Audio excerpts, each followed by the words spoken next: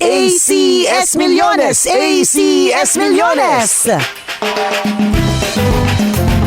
Mga misis, ngayong bagong taon may chance kang manalo ng 1 million pesos! Kaya ipuli na ang Pride Detergent, Smart Dishwashing, Shield Bath Soap, Unique Toothpaste, White Rose Kojic Whitening Soap, at Starwax Cartons and Wrapper, at laging makinig dito sa 90.7 Love Radio for your chance to win weekly cash prizes at 1 million pesos sa ACS Millones 2020. Pwede kang maging milyonaryo sa ACS Milyones! per DOH FDA CCRR permit number 0032 series of 2020. Hey! Tambala na! At eto na sila, ang nag-iisang masugid na tagahanga ni Nicole Yala. Chris Chuper! Kasama ang nag-iisang diehard fan ni Chris Chuper, Nicole Hiala! Dear Nicole and Chris. Dear Nicole and Chris. Dear Nicole and Chris. Dear Nicole and Chris. Magandang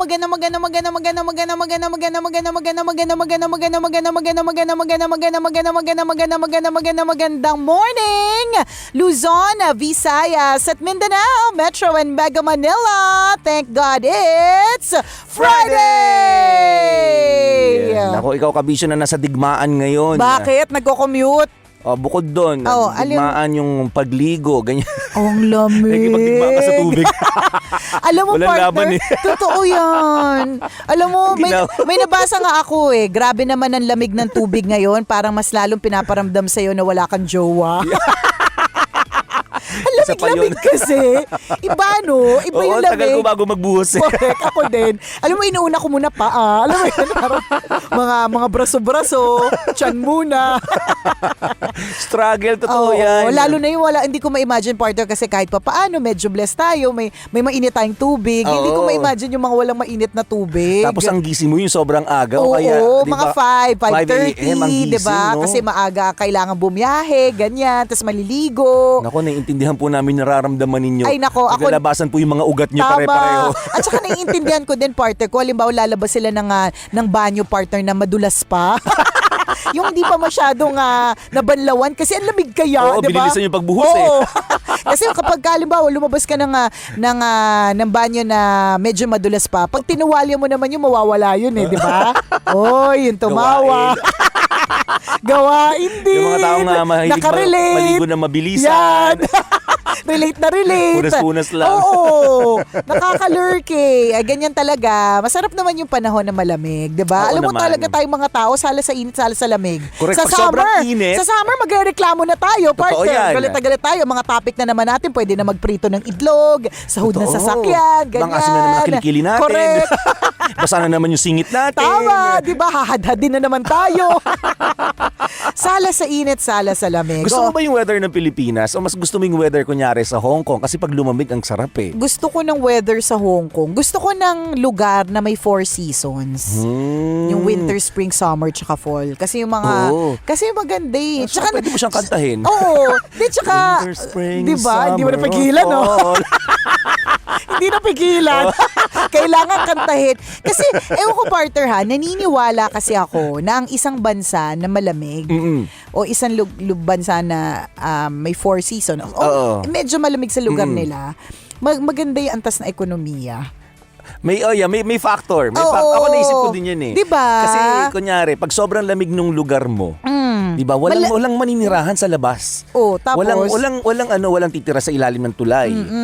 Kunyari sa Canada, yan. walang makikitang titira sa ilalim ng tulay. wala, yung no? nag-snow. Ang lakas na naman ng loob nila kapag nandun sila sa ilalim ng tulay. So lahat ng tao mapipilitan magtrabaho para magkaroon ng sariling bahay. Oo. At hindi basta-bastang bahay na barong-barong ha. Kailangan yung bahay. yung konkreto na Tama. kaya kang proteksyonan sa lamig. Correct. Parang Tayo hindi eh.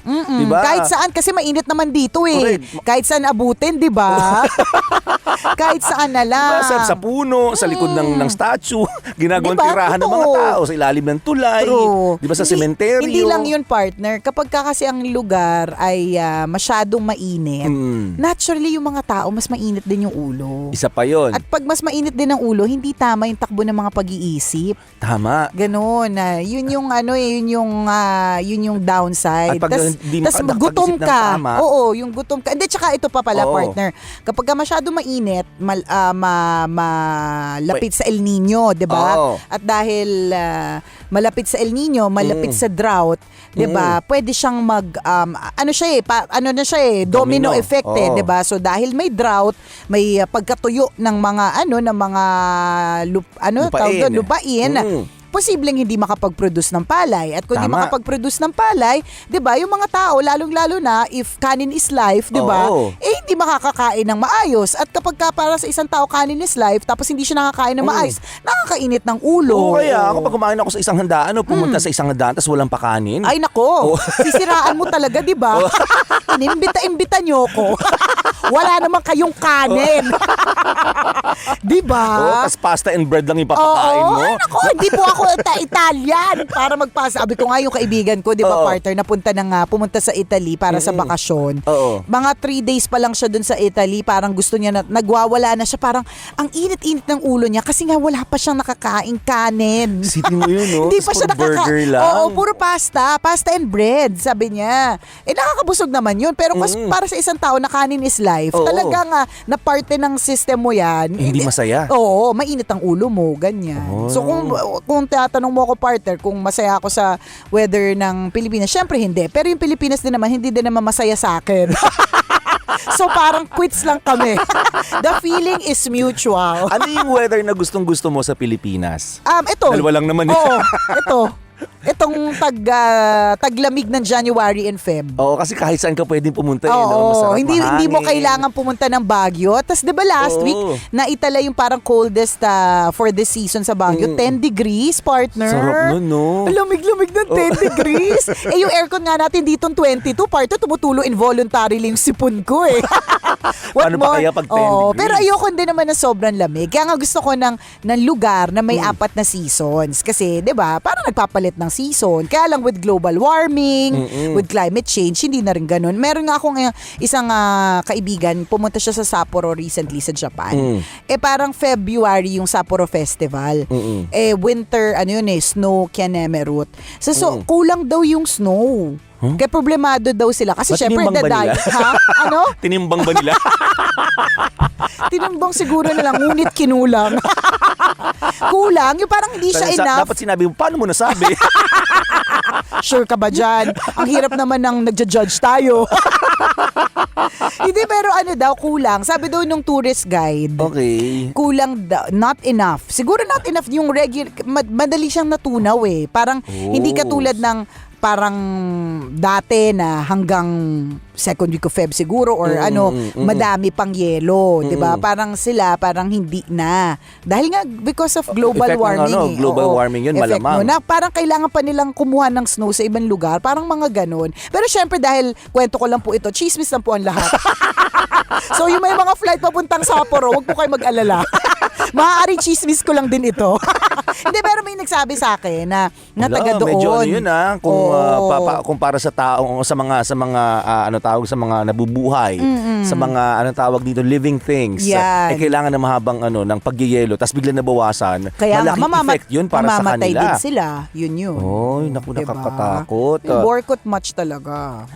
Nababago na po talaga yung natin temperatura, mga kaibigan. Tama. Epekto talaga ng global warming, climate Yes, change. correct. Akala natin simpleng lang to Tama. At yung mga akala natin paulit-ulit na problema, pero Correct. tutusin malaking problema At po tapos ito. yung mga ibang, alam mo naman, partner, kapag may nangyayari sa bansa natin, lahat tayo nagiging scientist, engineer, Oo, lahat yan, tayo yan, magagaling. Di ba, nung nag-collapse Yan. yung Skyway, ang Oo. daming engineer. Lahat tayo magagaling Ang talaga. daming engineer. Ay, pangit yung ginamit na kinemerut. Naku, tinipid yung ganyan, di ba? Nung nagkaroon ng NCOV, di ba? Lahat Oo. scientist, di ba? Tama, tama. Nung nagkaroon ng pagputok ng taal, partner, lahat volcanologist. Di ba? Seismologist, Oo. lahat ganun. O, di ba? So, itong mga climate change, ang di ko lang mawari kasi some people, ang feeling nila science lang kasi daw na parang parang it's a naturally nangyayari talaga yung mga ganyan.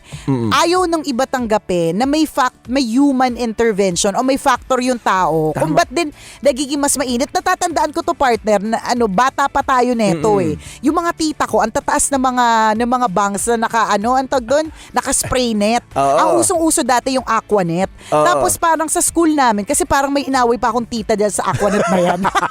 Kasi sa school, dati pa isipin mo sa school, how many years ago yun, partner? Sinasabi na nila na yung aerosol sprays, yung mga ganyan, ay nagko-contribute para sa thinning of the ozone layer o yung pagnipis ng ozone layer. Ilang taon lang ako nun, partner. Ilang taon lang tayo nun. 'Di ba? Ilan na po ang mga tita na gumamit ng aquanet.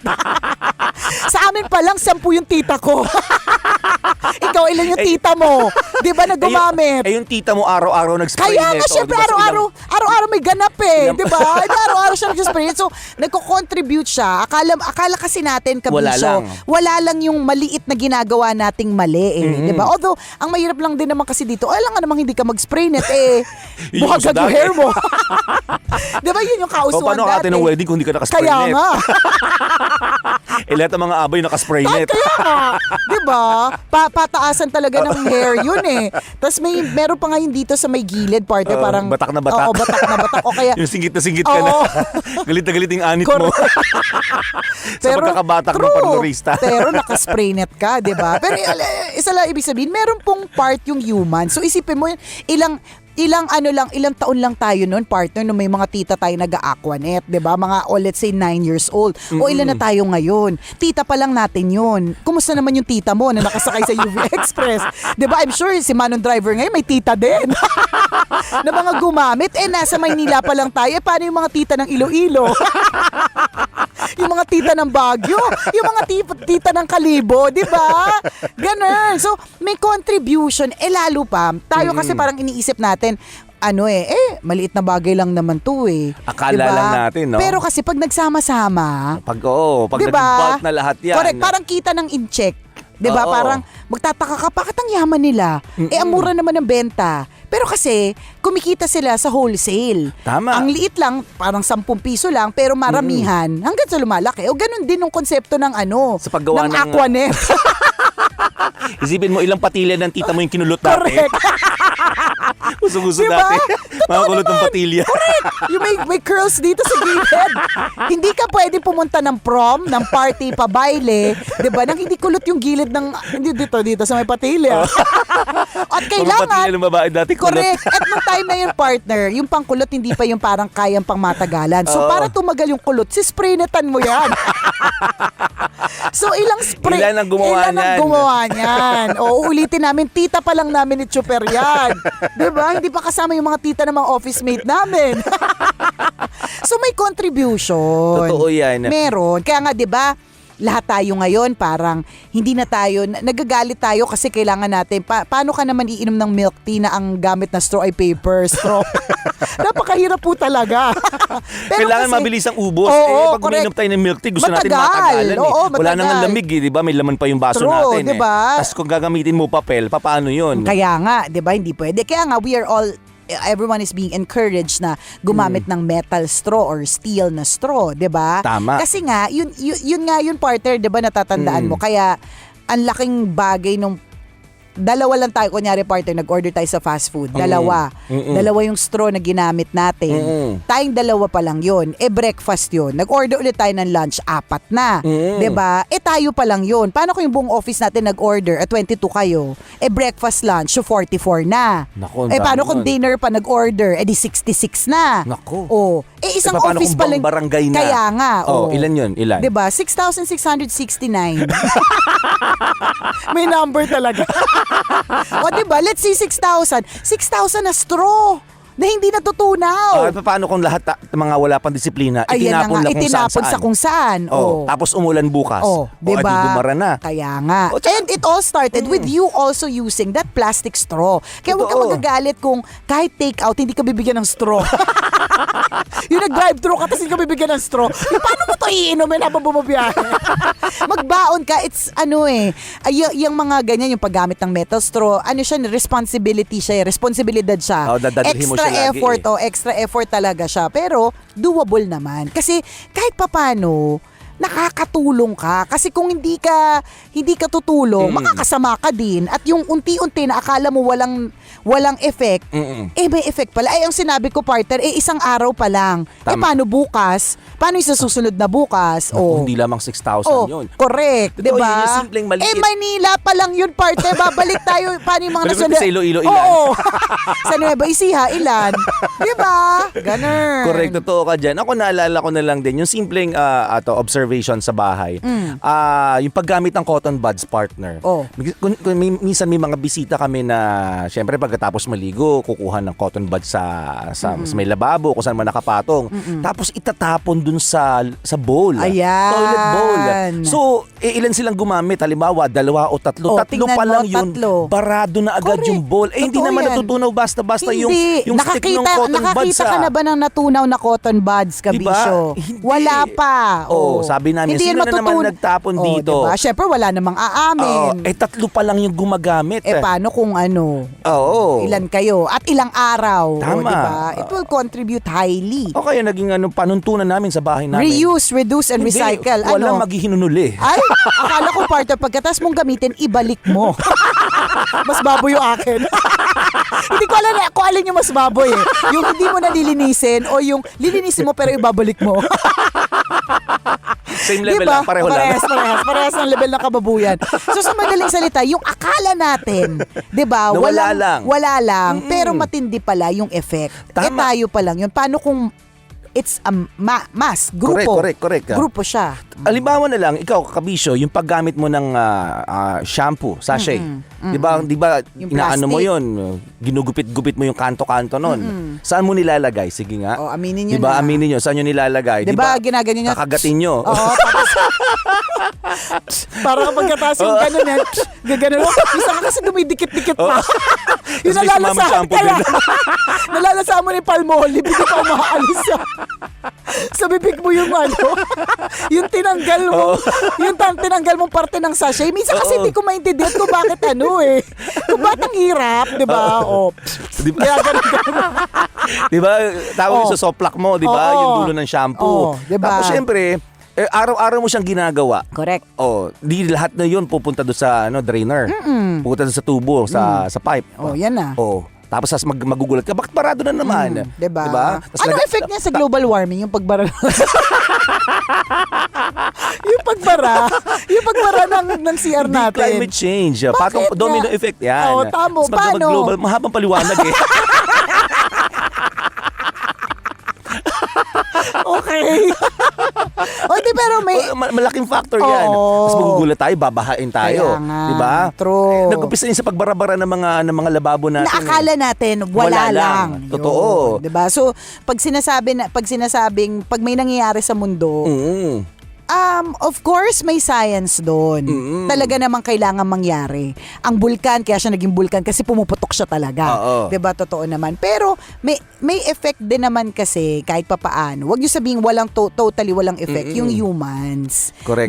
Meron ding dahilan kung bakit nagkakaganito, kung bakit mas mabilis ang basta yung mga ganon. Basta scientist kami, bakit? Mamaro Basta- din kami, bakit? Mamaro, bakit? Kayo lang? Kayo nga di ba? Kayo lang yung mamaro. Kami din, no? Hello. Mamaro for the win. Basta ang bottom line nito, mga kaibigan, ingatan po natin ang ating kapaligiran. Oo, Ulitin natin na correct. protektahan ang ating environment Tama. para maprotektahan din ang mga sarili natin. Tama. Yun yung pinakamahalaga dyan. We have to protect where we live. Yes. Kung saan po tayo nakatira. Tama. Ay, nako. Ang nakakalurkay lang, partner, sa mga natural disasters, no? Kung papansinin mo sa mga recent happenings, sagutan siya. Parang kunyari, may pumutok na bulkan dito, may sasagot na bulkan doon. Nag-uusap mga sila. nag-iingit-ingitan sila. Mga ingitero, may mga attitude problem. Kaya na mga bulkan na to. Ang daming haner, nandadamay ng mga issue nila. May ganun eh. 'Di ba yung Totoo. perfect explanation nga nung kaibigan natin, 'di ba? Na parang imagine mo yung mundo parang gelatin. Pag may ginalaw ka na isang parte, gagalaw lahat. Kasi nga lahat ng bagay ay magkaugnay. Tama. Ganun, 'di So ba? again, ingatan po ang ating home planet. Truth, isang malaking Isa lang check. po yan. Yes, isang malaking check ng pick na ballpen. Gotta go mga kabisyo. Enjoy the rest of your day. Muli ako po si Nicole Leala. At ako naman si Cambio King Chris Chuber. Na nagpapaalala, una, magdasal ka para mabuhay ka. Pangalawa, mag-toothbrush ka para mabuhay naman ang iba. Yun! Ang programang Walang Problema, Hey Tambala Na, ay hatid sa inyo ng Cherry Mobile. Uy, ilang araw na lang Valentine's Day na mga kaibigan. Magandang pagregalo sa jowa mong nagtatampo sa'yo. Yaw! Oh, Cherry Mobile Phone. Correct. Tapos pupunuin mo yung Cherry Mobile Phone ng mga sweet messages. So, Uy. di ba? Kaya naman, punta ka lamang sa pinakamalapit na Cherry Mobile sa inyong lugar at hanapin. Ano nga ba yung binabanggit lagi ng tambalan? Yung Flare S8 series. Nandiyan yung Flare S8 Plus, Flare S8 Pro, and Flare S8. Kaya pumunta na sa pinakamalapit na Cherry Mobile outlet sa inyong lugar para makita kung gaano kaganda itong sinasabi namin. Correct. Cherry Mobile, experience intense. Kabisyo, ang anak mo ba ay busy sa mga school projects, schoolwork at kung anik-anik pang eksena sa school? Naku, totoo yan. Maraming ganyang eksena ngayon. Kaya importante na patibayin ang kanilang resistensya. At alam niyo po ba kung ano makakatulong? Siyempre yung pinatibay na gatas, ang tawag dyan fortified milk. Pero hindi lang basta-bastang gatas, dapat New Bear Brand Fortified Powdered Milk Drink. Ang pinag-aralan at napatunayan na Bear Brand, mas pinatibay pa ngayon. May more zinc versus previous formulation, tulong sa resistensya para hindi sakitin at iwas sa absent. May more calcium din versus Brand X base sa Rennie 4 to 6 years old. Tulong sa tamang paglaki. Basta-basta bayan lamang ng 3 balanced meals araw-araw. At syempre, hindi mawawala ang iron at 100% vitamin C base sa Rennie 4 to 6 years old.